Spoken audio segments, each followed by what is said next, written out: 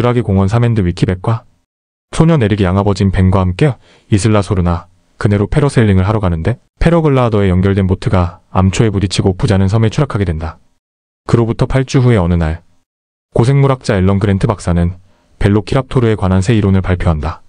하지만 대중은 그의 이론은 무시하고 과거 주라기 공원에 대해서만 관심을 가진다.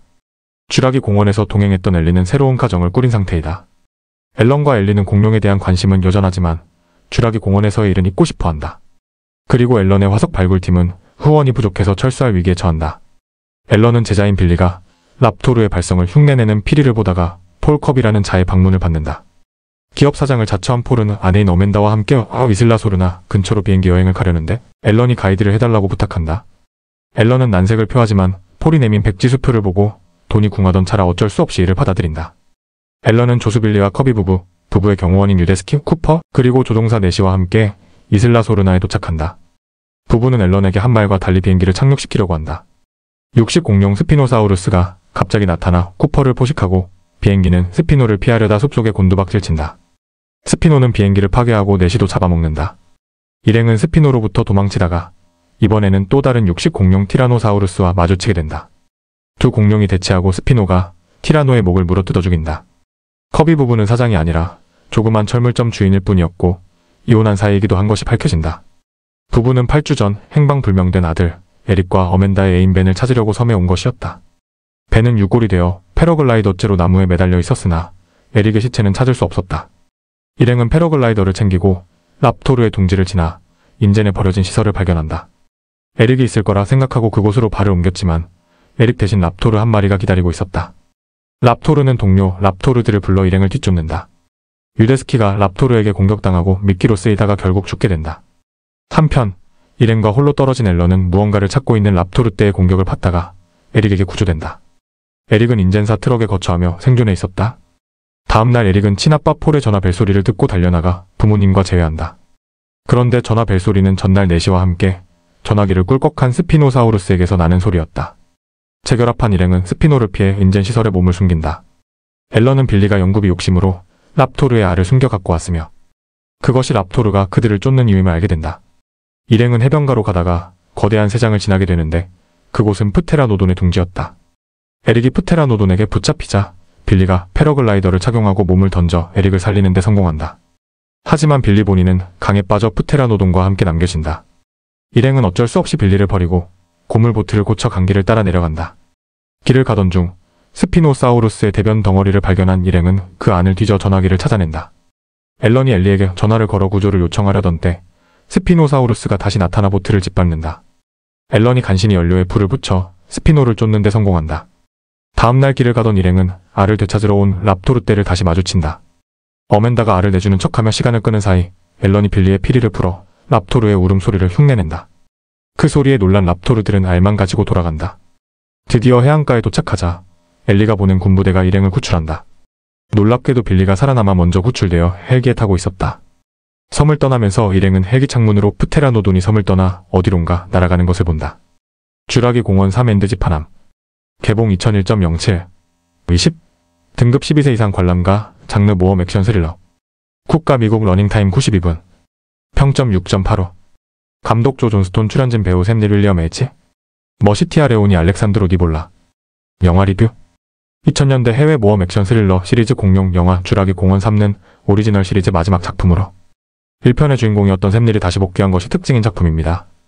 스티븐 스필버그가 연출에서 물러나고 감독 교체를 단행하여 새로운 방향성을 모색한 작품으로 잘 알려져 있는데요.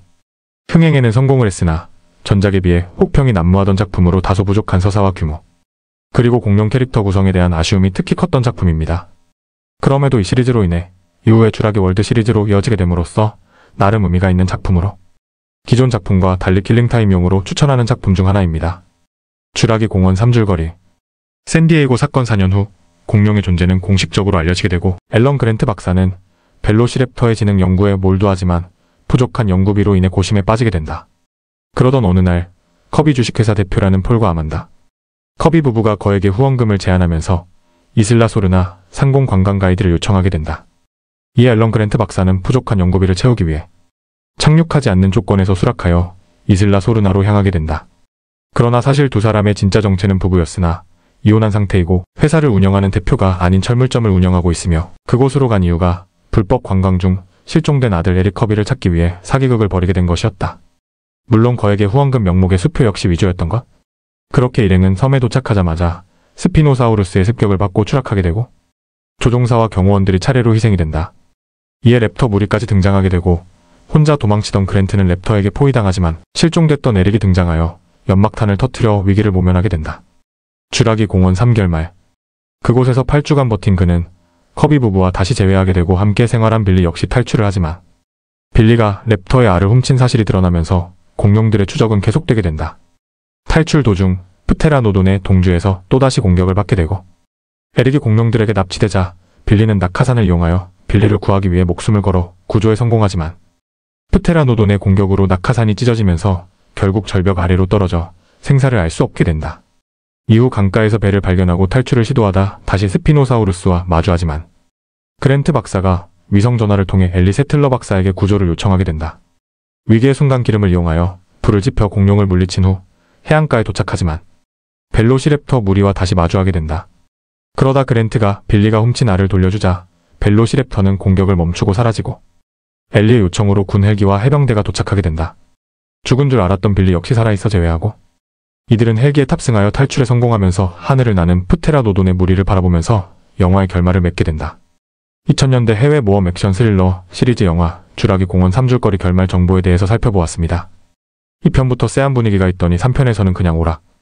영화로 전락하게 되면서 많은 아쉬움을 남겼던 작품이었는데요. 또한 커비 부부의 답답한 고구마 활약상 역시 스토리가 탄탄하지 못하고 개연성 역시 많이 부족하여 전작의 명성이 없었으면 성공하기에는 부족한 작품이라 생각이 됐던 작품이었네요. 커즌 유엔드 나무 위키? 위에서 설명했듯 공룡의 평균 체격은 현대의 동물들과 비교를 불허할 정도로 컸다. 현대 육상동물 중 최대 크기의 아프리카 코끼리도 100kg가면은 평범한 중형동물이 되고 해양동물인 고래 정도는 되어야 대형 용광류와 비교가 그나마 되는 수준이다. 신생대에 멸종된 포유류나 다른 고생물들과 비교해도 대형 용광류와 비교될 정도로 거대한 동물은 없다. 이 특출난 덩치가 어린아이들이 공룡을 좋아하는 이유 중 하나가 되거나 아이 어른 불문하고 수많은 공룡 덕후를 만들어왔다. 막상 공룡이 대체 왜 이렇게 커졌는가? 라고 생각했을 때 명확한 답을 내리기는 어렵다. 흔히 떠도는 설이나 창작물에서는 당시의 산소 농도로 설명하는 경우가 많은데 이는 오래전에 부정된 가설로 피부로 호흡하는 절지동물들이 산소 농도에 영향을 받아 성장하는 크기가 변화하는 것과 혼동한 경우로 보인다. 오히려 중생대에는 산소 농도가 전체적으로 현재보다 더 낮았었다. 또 다른 낭설로는 공룡들이 어떻게 커졌는지 설명하기 위해서 SF 소설이나 일부 창작물들에서는 지구가 과거에는 중력이 더 약했다는 식으로 환경에 급격한 변화가 있었다는 식으로 설명하는 경우도 있지만 당연히 사실이 아니다. 현재 가장 설명을 잘하는 가설은 이렇다. 페름기 대멸종의 여파로 태양빛이 심할 정도로 내리쬐는 환경이 조성되었는데 식물들은 이것을 기회로 사막 광합성을 강화하는 방식으로 진화하게 된다. 문제는 키는 엄청나게 커졌으나 질소 고정량이 형편없어서 영양소는 거의 없는 불균형적 모습이 된 것이다. 낮은 곳에 있던 잎들이 사라진 상황에서 초식 공룡들도 높은 키에 도달할 수 있는 긴 목을 가진 것들이 번성해 진화했을 것이다. 길다란 목의 무게를 지탱하기 위해서는 그 이상의 체중을 아래에 둬서 무게 중심을 맞춰야만 했다. 이를 위해서는 더 많은 영양소를 흡수해야 했고 이를 위해서는 더 많은 양의 잎을 먹어야 했다. 그리고 그 많은 양의 잎을 소화하기 위해 더 튼튼하고 기다란 내장이 필요했을 것이다. 왜냐하면 풀은 육식에 비해서 즐기고 소화하기 어려운데 초식 동물들도 풀 그 자체를 영양분으로서 흡수하는 게 아니라 몸속 미생물들에게 풀을 주고 이를 발효시키면서 늘어난 미생물들을 흡수하는 식으로 영양분을 획득하기 때문이다. 이러한 메커니즘이 초식 공룡들의 소화기관보다 효율적으로 바뀐 우제목 동물들도 공룡에 비하면야 작지만 이마저도 현생 동물들 중에서는 매우 큰 편에 속한다.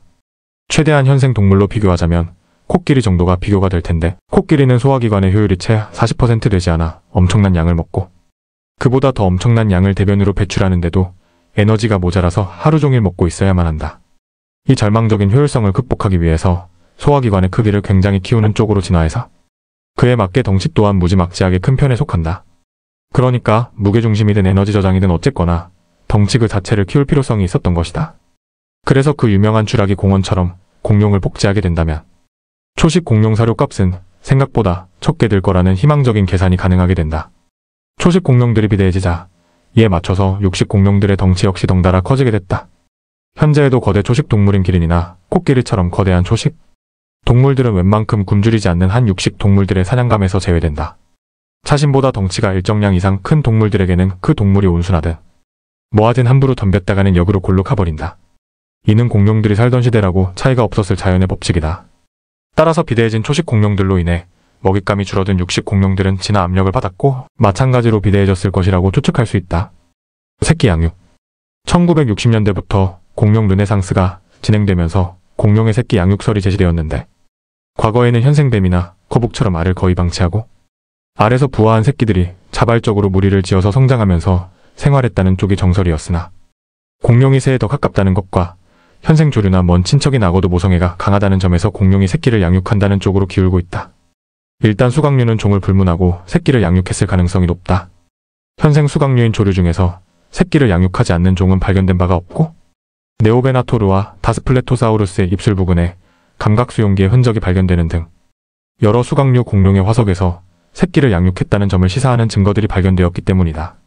수각류가 아닌 공룡들 중 새끼 양육의 증거가 발견된 종은 가장 대표적으로 마이아사우라가 있고 마이아사우라 외에 다른 대형 조각류들도 새끼를 양육했을 가능성이 높다.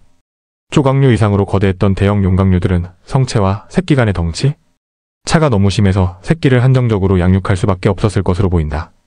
예시로 디플로도쿠스의 알 화석이 성체들의 화석이 발굴된 지역과 상당히 먼 거리에 발굴된 것이 그 증거로 이는 디플로도쿠스 성체들이 바다거북처럼 알을 낳고 바로 떠난 것으로 유추할 수 있다. 그 외에 아사한 것으로 보이는 라페토사우루스 새끼 화석이 발견되어 대형 용각류뿐만 아니라 중소형 용각류들도 갓 태어난 새끼는 돌보지 않았을 가능성이 높아졌다.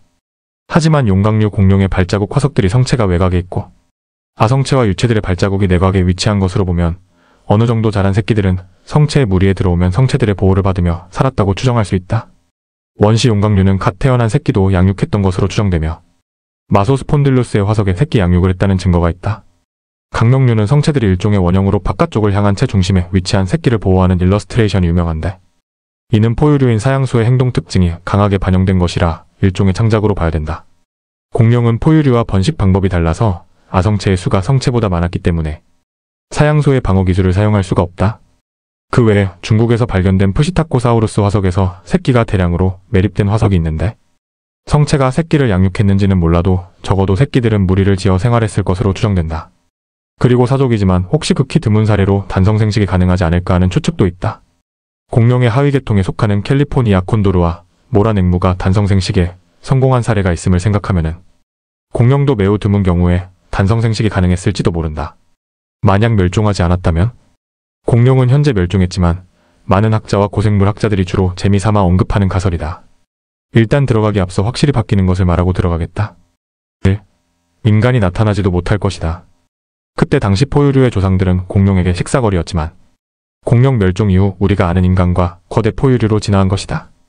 당연히 공룡이 멸종하지 않는다면 이들은 높은 확률로 지능을 얻기보다 공룡에게 살아남기 더욱 유리하게 바뀔 것이다. 공룡이 인류처럼 지능을 갖추는 쪽으로 진화한다면 미래 인류의 자리는 트로오돈 같은 공룡인간이 대체할 가능성이 크다.